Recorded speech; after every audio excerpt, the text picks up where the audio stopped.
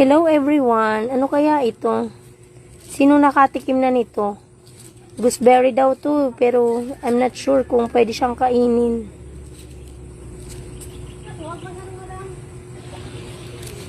Sino nakatry na nitong kumain? Hello guys! Ito nga, ipapakita ko sa inyo ng maayos. Ganito yung laman niya. Tingnan nyo.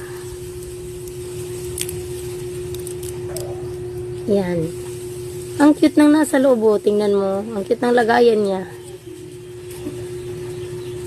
Yan. Hindi ko na-expect na masarap pala siya.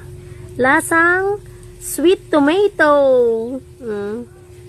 Ang sarap niya. Ganyan yung itsura niya, para may maliliit din na buto sa loob.